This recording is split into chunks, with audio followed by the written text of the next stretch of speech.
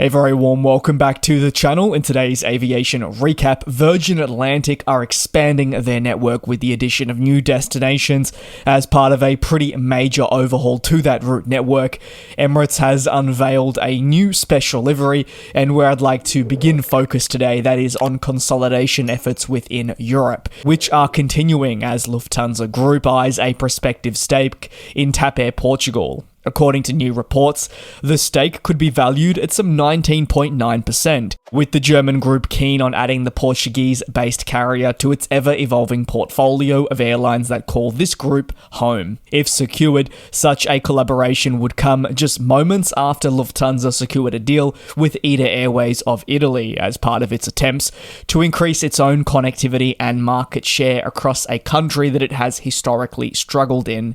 Now, great interest is in taking a stake in an airline currently owned wholly by the Portuguese government, which has, you'd argue, certainly failed with bailouts and other issues impacting its ability to really be the optimal airline it would ideally like. TAP Air Portugal is one that's also seemingly been on the market for quite an extended period, with interest expressed at different points and then equally being pulled. But ultimately, those sale plans, you may recall, were recently halted.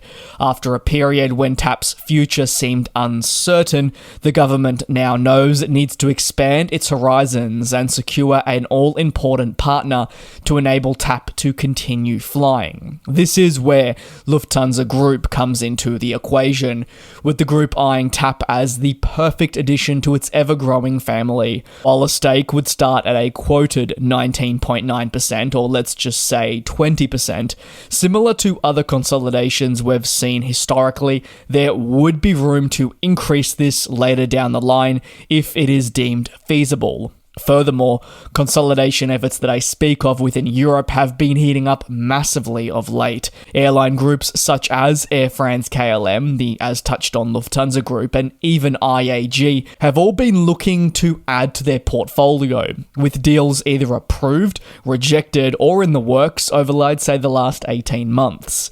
As these airline groups look to snap up established airlines that may need support, the moves are made with strategy in mind to make sure maximum coverage can be possible with these groups, and we see greater access in specific locations. Maybe also leveraging the geographical positioning of this airline's home country for onward travel to other markets that previously would not be within reach. Ultimately, the consolidation efforts being undertaken are not as easy as just reaching an agreement with the airline in question. You also have to consider relevant regulators who need to inspect the deal and possible ramifications. If then deemed suitable, and if only then, it'll get the all clear. But in a worst case scenario, a deal could be either heavily amended with new restrictions enforced beyond belief, or on a worst case scenario, rejected entirely. The Portuguese government has been quoted before as stating that they look to sell a majority of 51% to a prospective buyer, so therefore Lufthansa's view is far lower, but they aren't the only party interested. You may recall that International Airlines Group had a deal with Air Europa collapse, and now they've renewed interest in TAP because of this. Over to Virgin Atlantic, they're expanding their network. It feels like the last few weeks have been really important for Virgin Atlantic as they look to reshuffle their network and find the best way to utilize their core assets. This could be fleet, but it could also stretch down to employees. As part of those attempts, and in time for the summer 2025 season, Virgin Atlantic will launch daily flights between London Heathrow and Riyadh for the first time. Service will commence on March the 30th of 2025, with Virgin committing to operating the A330neo on a daily basis. The A330neo I speak of already plays an integral role in the airline's day-to-day operations, but a top-up purchase most recently occurring at the July edition of the 2024 Farnborough Air Show means the fleet type will be the largest within the business once all units have been delivered. Virgin Atlantic also plans to leverage the SkyTeam alliance to its advantage through Saudia. This partnership will enable greater regional but also short-haul connectivity from Riyadh. Thanks to a stopover in Riyadh before switching airlines and aircraft, Virgin highlights markets such as Karachi and Lahore, among others, will be within reach, and these collaborative efforts are pivotal in giving customers greater options when flying, streamlining the process and giving you more reasons to fly on a Virgin Atlantic ticket. Accra will also launch in the summer of 2025 as part of the second route announcement that flew under the radar, with Riyadh definitely stealing the show. But the resumption of service follows well over a decade of service not being operated to the capital of Ghana. Virgin will utilize their 787 Dreamliner, and service can commence on May the 1st, 2025, operating as VS403 and VS404.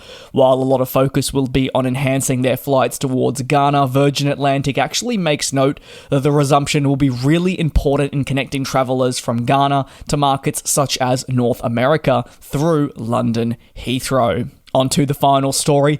Emirates has unveiled a new special livery on the world's largest passenger plane in the A380, with a focal point on the foundation established at the airline. The livery specifically points towards the charitable work that surrounds humanitarian aid, which enhances the lives of so many children around the world who find themselves in unfortunate situations.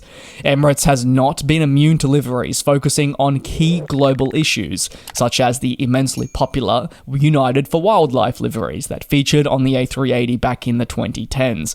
Personal favourite of mine for sure. The Dubai-based airline says the livery focuses on incorporating themes of artwork by children with key colours such as warm oranges and baby blues, with a soft feel right around the fuselage. Meanwhile, one of the more distinct features, I'd argue, is that of the engine cowls, which have been covered in orange. Emirates states this move symbolises a better future for disadvantaged and vulnerable children. For several years, the Emirates Foundation has, focused on helping children with the need for key elements such as food, drinking water, education, housing, and healthcare. This foundation is present across many different countries and only continues to grow as new projects conclude and are subsequently launched, from the likes of Kenya to South Africa to Zimbabwe. Its focus is on So these aforementioned locations see a focus on health difficulties, who those that require treatment that can't get them.